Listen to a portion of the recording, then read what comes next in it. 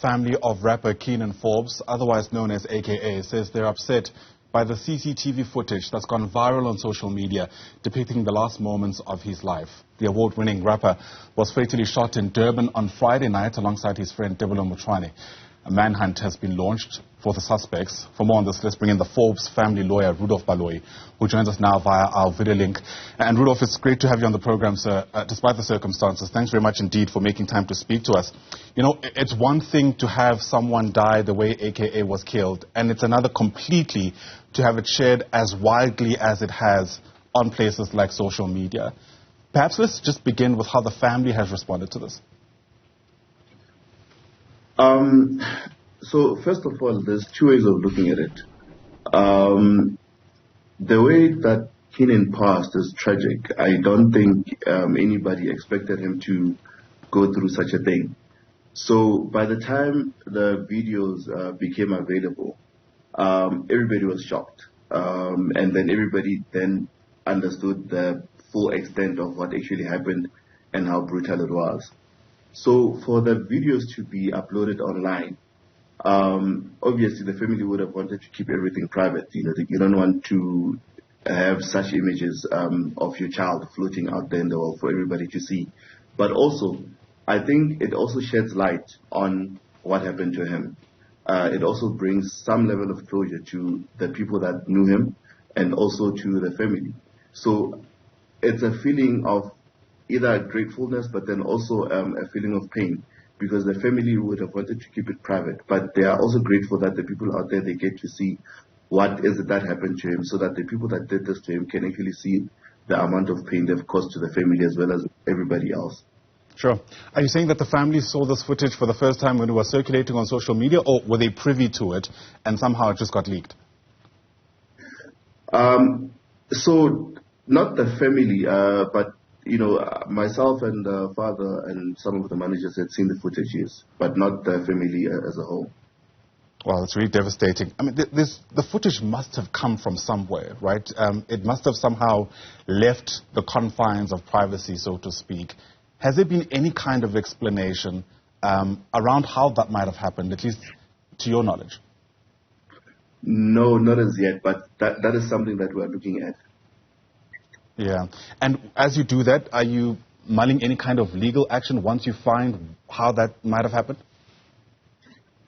It's too early to tell. We'll first have to sort of establish, you know, how it came about, and then we can then decide on whether there's any grounds for any legal action or not. Sure.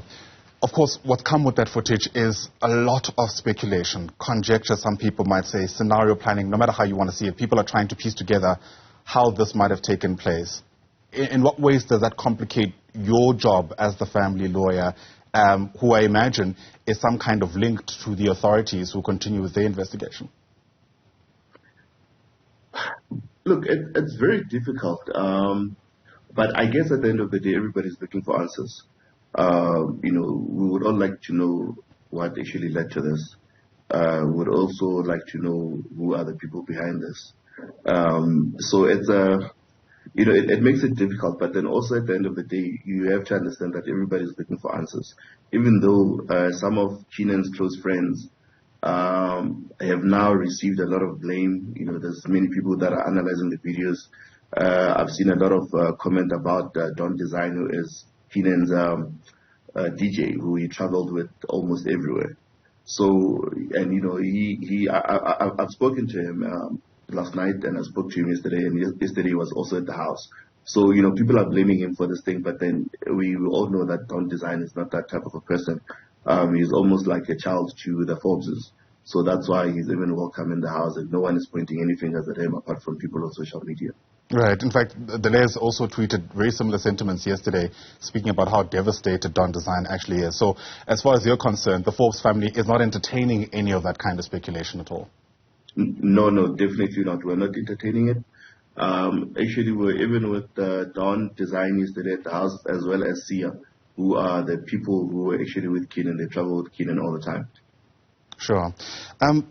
What's also come on the aftermath of the shooting itself is reports that AKA did actually face threats to his life. How are you viewing those reports. In fact, some has gone a step further to even claim that apparently he was warned not to even go to Durban. I mean, to answer that would be to compromise the investigation. So there's no answer to that at this point. Okay, are you able to at least tell us whether the reports are accurate? There's no answer to that at this point. Fair enough. How's the family doing? I mean, it's an obvious question to be asking, but because this has been so public, it does sometimes hamper the ability to go through any kind of meaningful grief. I mean, the parents, Keenan's parents, in that statement that they released on Saturday, I think it was, specifically asked for space and privacy. Difficult to give that kind of allowance, again, given the circumstances around how everything has unfolded.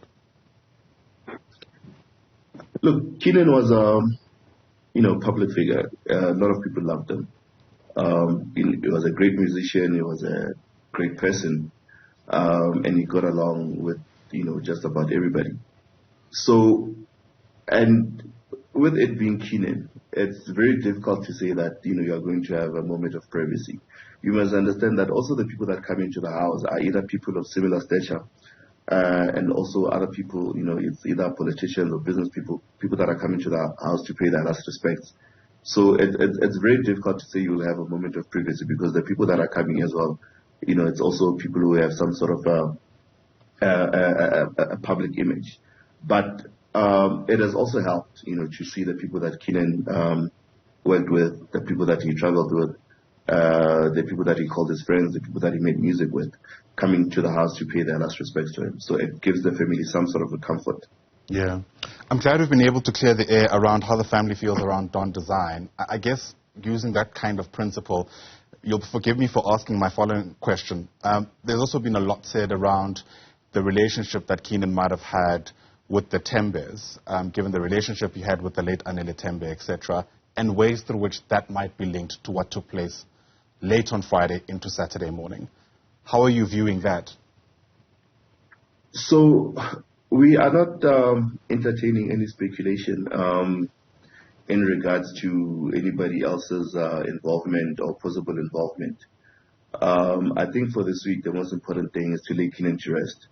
And, if the police do their job, then we'll be able to find out what happened to Keenan and who did this to him. But at this point, it would be fruitless to want to speculate and also entertain any form of speculation that may be happening out there in the public as well as in social media. It would simply detract to, what the essence of this week is, which is to celebrate Keenan's life, to celebrate his work, as well as to make sure that the people that were close to him at least, have some sort of a closure by being together during this week and the coming weeks, and, to celebrate his life. And also, as you may know, he was in the process of releasing an album. So, we have decided as a family that we are still going to go ahead with that particular aspect. Sure, that's a major announcement. Are the Tembes welcomed as part of that celebration? So what we're going to have a memorial service later this week, which will be open to everybody, close friends, family, colleagues, as well as his fans. So there's no how do I put this? There's no exclusion of anybody. All right. Fair enough. Rudolph Baloyi, thanks very much indeed for telling us what you can. I appreciate the sensitivity around any other information, and hopefully we'll be able to have a much more open discussion when it's safer to do so, so to speak, at least for the investigation. Rudolph Baloyi is the Forbes family lawyer speaking to us there around some of the details about what we know surrounding the circumstances that led to the death of AKA.